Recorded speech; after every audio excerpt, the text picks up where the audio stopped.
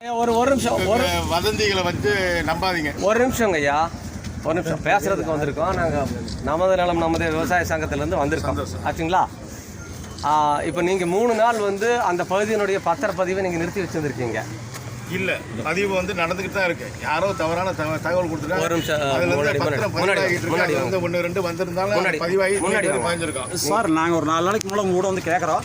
நான் சொல்லியிருக்க மாட்டேன், நான் சொல்லலை, பதிவு மாட்டேன்னு சொல்ல யாருமே சொல்லலை. யாரோ தவறான நியூஸ் உங்களுக்கு கொடுத்துருக்காங்க. அதை வச்சு நீங்கள் இவ்வளோ தூரத்துக்கு உங்களுடைய வேலைகளை விட்டுட்டு வந்திருக்கேன். நல்லபடியாக ரெகுலராக இன்னைக்குள்ள பாஞ்சிருக்கேன், பார்த்துக்கோங்க. முதல்வர் மக்களோட முதல்வர் அன்னைக்கு நீங்கள் சொல்லியிருக்காங்க, நிறுத்தி வைக்க சொல்லியிருக்காங்க. நீங்கள் சொல்லியிருக்கீங்க, அப்பவே சொன்னீங்க. நீங்க அதுக்கப்புறம் தான் நாங்கள் பிரச்சனை பண்ணுறோம் அப்படிங்கிறதுக்காக தான் நீங்கள் எழுத்து வடிவில் நீங்கள் இன்னிலிருந்து பண்ற அப்படின்னு சொல்லியிருக்கீங்க. அதுக்கு முன்னாடி நீங்கள் 3 நாள் நிறுத்தி வச்சிருக்கீங்க. உங்க பேர் ஏங்க, ஒரு நிமிஷம் இருங்க.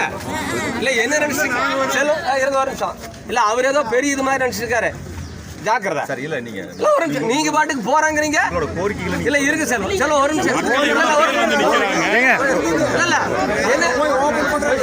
இல்ல நீங்க சொன்னீங்கல்ல, நின்னமல்ல, அவர் தலையாட்டிட்டு போறாரு. என்ன நினைச்சிருக்கீங்க? போலீஸ் உங்களுக்கு பாதுகாப்பு நின்று நினைக்கிறீங்களா? இல்லை இந்த போலீஸ் மாரி எதுவும் நடக்காதுன்னு நினச்சிருக்கீங்களா? நீங்கள் பாட்டுக்கு போகிறேன்னு தலையாட்டிட்டு போகிறீங்க. அப்போ எங்களெல்லாம் பார்த்தா உங்களுக்கு எப்படி தெரியுது? எப்படி தெரியுது? மாற்றி மாற்றி பேசிட்டு இருக்கீங்க. இல்லை இருங்க ஒரு நிமிஷங்க. பேசிட்டு இருக்கும்போது போகிறாங்கிறீங்க உள்ள, எங்கே போவீங்க உள்ள? இருங்க பேசாதீங்க. யாரும் பேசக்கூடாது. இல்லை நாங்கள் பேசிட்டு இருக்கும்போது நீங்கள் தலையாட்டி இப்படி சொல்லிட்டு போனோன்னா அதை அப்படியே கேட்டுருக்கிறதுக்கு எங்களெல்லாம் பார்த்தா உங்களுக்கு அப்படி தெரியுதாக்கு?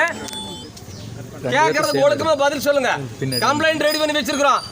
இதே செல்வம் உங்க மேல எஃப்ஐஆர் போட்டு ரிமாண்ட் பண்ண ஞாபகம் வச்சுக்கோங்க. இல்லைன்னா செல்வத்துக்கிட்ட தொங்கிட்டு இல்ல, ஆன்லைன்ல கம்ப்ளைண்ட் ரெஜிஸ்டர் பண்ணிட்டு நான் ஹைகோர்ட்ல டைரக்ஷன் வாங்கிட்டு வந்துருவேன். என்ன நினைச்சு பேசிட்டு இருக்கீங்க? உங்க பேர் என்ன முதல்ல சொல்லுங்க. செல்வம் ஒரு நிமிஷம். முதல்ல அவர் சரியா நடந்துக்கணும் பாருங்க. உங்களோட கடமை என்ன? அவர் இப்படி காட்டிட்டு இன்னைக்கோட பண்ணிருக்கா போறேன் அப்படின்னு போனா பத்திரப்பதிவு தடையில்லைன்னு அன்னைக்கே நம்ம சொல்லி முதல்ல அவர் உள்ள போறேன்னு சொல்லக்கூடாது. நாங்கள வேலையில அதை இத்தனை பேர் நின்று இருக்கிறோமா?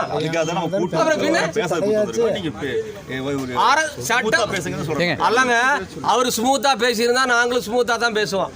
என்ன சொல்லியிருக்கணும்?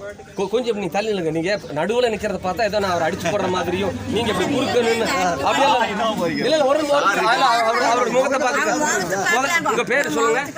செல்வ பாலமுருகன். செல்வ பாலமுருகன். ஒன்று தெரிஞ்சுக்கங்க, நீங்க இந்திய அரசியலமைப்பு சட்டப்படி அரசு பணியாளராக நியமிக்கப்பட்ட ஒரு அரசு பணியாள். உங்களுக்கான ஊதியத்தை அரசு எங்களுடைய வரிப்பணத்திலிருந்து வழங்குகிறது. சட்டப்படியான ஆட்சி நடக்குது.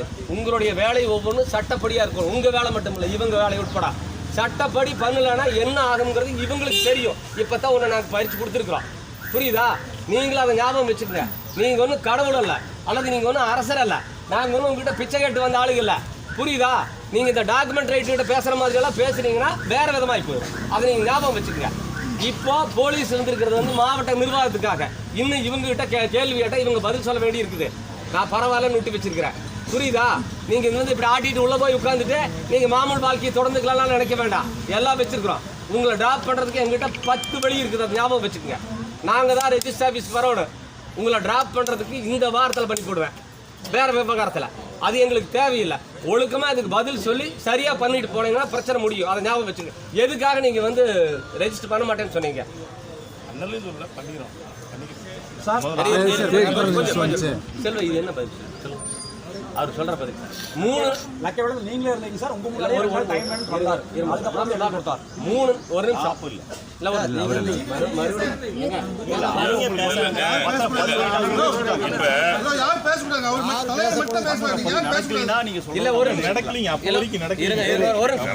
ஒரு நிமிஷம் இங்க பாருங்க. நான் ஜென்ரலா பேசுறேன். இவர் 3 நாள் பத்திரப்பதிவு நிறுத்தி வச்சது மட்டுமில்ல, அதை பூரா இந்த 3 மாவட்டத்துக்கு நடத்தி விட்டார். ஈரோடு, திருப்பூர், கோயம்புத்தூர் 3. அதை நிறுத்துங்கப்பா. யார் அது? விளைவு என்னன்னா, இப்போ கிரைய அந்த 3 நாள் நின்னது மட்டுமில்ல, பணம் கொடுத்து டோக்கன் கொடுத்துருந்தவங்க கிரைய மணி திரும்பி போயிட்டாங்க. இப்போ என்ன சொல்கிறாங்கன்னா, இதில் பிரச்சனை இருக்குது.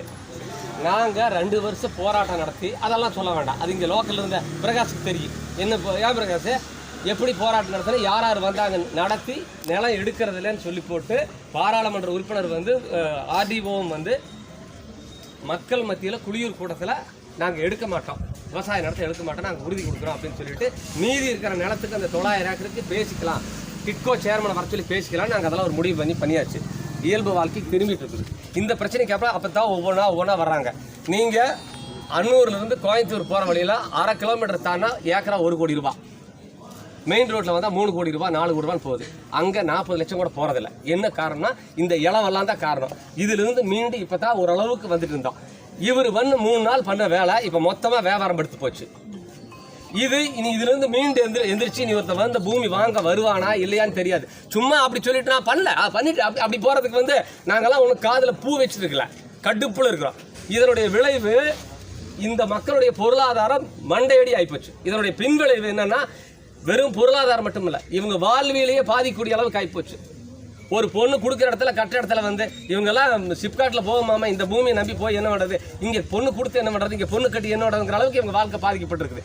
இவ்வளவு பெரிய ஒரு அயோக்கியத்தனத்தை பண்ணி போட்டு ஒன்றுமே இல்லாத வந்தோன்னே இப்படி காட்டிட்டு அவர் போகிறேங்கிறாரு. நாங்கள் சாதாரணமாக எடுத்துகிட்டு போக முடியுமா? 324 பிஎன்எஸ் 324, பழைய ஐபிசி 425, 26, 27, 440 இந்த செக்ஷனில் அவர் மேலே நாங்கள் இப்போ கம்ப்ளைண்ட் கொடுக்குறோம். நீங்கள் எஃப்ஐஆர் போடணும். இந்த கூட்டம் அப்படியே அங்கே ஸ்டேஷனுக்கு வரும். அவர் போகட்டும். நான் என்ன சொல்கிறேன், எதுக்கு பேசுகிறதுக்கு கூப்பிட்டேன்னு சொன்னேன். இதெல்லாம் பண்ணுறதுக்கு இதெல்லாம் தேவையில்லை. நாங்களாம் அங்கே உட்காந்து பண்ணிடலாம். நீங்கள் பண்ணலன்னு சொன்னால் ஆன்லைனில் ரெஜிஸ்டர் பண்ணி போட்டு ஹைகோர்ட்டில் ஒரு டேரக்ஷன் வாங்கிட்டு வந்துடலாம். ரொம்ப நேரம் ஆகாது. எங்கள்கிட்ட எவிடன்ஸ் இருக்குது. அவரெல்லாம் நான் சொல்லலை அப்படின்னு சொல்கிறதுலாம் ஆகாது. ஒரு வாய்ப்பு, செஞ்ச தப்பை திருத்திக்கிறதுக்கு ஒரு வாய்ப்பு. பாதிக்கப்பட்ட மக்கள் இருக்காங்க. அதுக்காகத்தான் பாலமுருகன் சரிதானே சொல்கிறாங்க, பாலமுருகனுக்கு ஒரு வாய்ப்பு கொடுத்துருக்குறோம். இந்த பஜனையெல்லாம் பாடிட்டு இருந்தால் அது மற்றவங்க கிட்ட நடக்கும். எங்கிட்ட அதெல்லாம் நடக்கவே